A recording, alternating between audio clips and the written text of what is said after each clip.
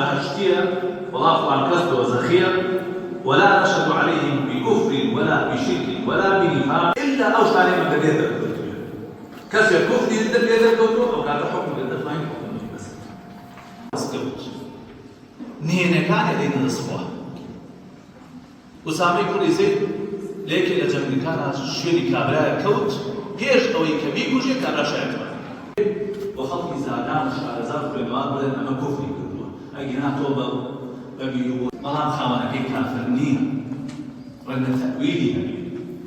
رن اقامه هذه سنفرد هذا 40 نووي فمن الى 40 نووي لا يحل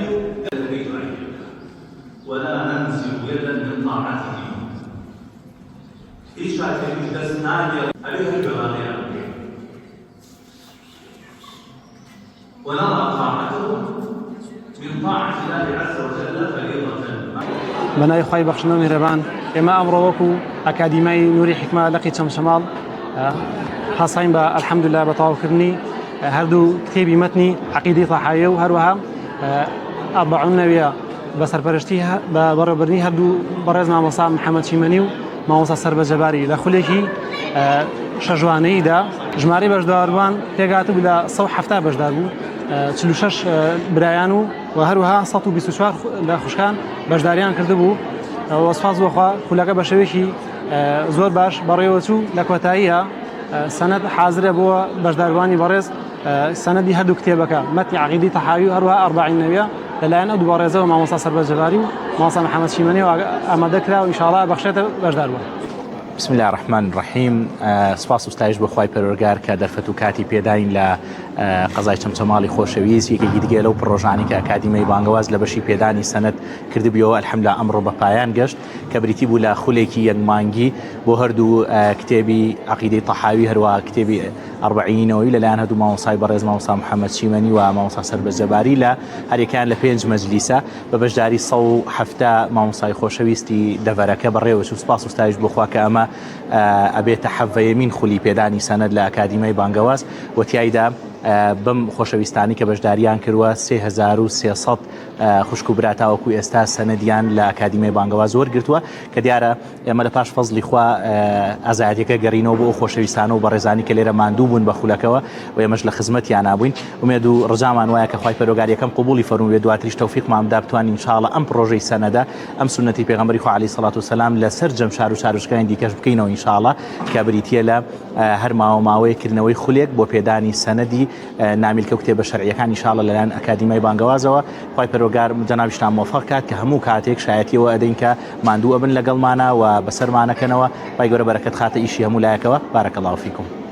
بسم الله الرحمن الرحيم الصلاة والسلام على رسول الأمين من وكو بجدار بويكي أم خلا كبجدار بومتيايا براسي أم خلانا زور قرنقن بو كذا كجنجا كانوا هموتينا كاني أم ناوشانا بو بياو جنوا كبو أوي زياتر شارزابن لبواريا دينيا كان بو أوي زياتر بريو بيش بتيه بو أوي هندي كمان هي لهندي حديثة شارزانين كزياتر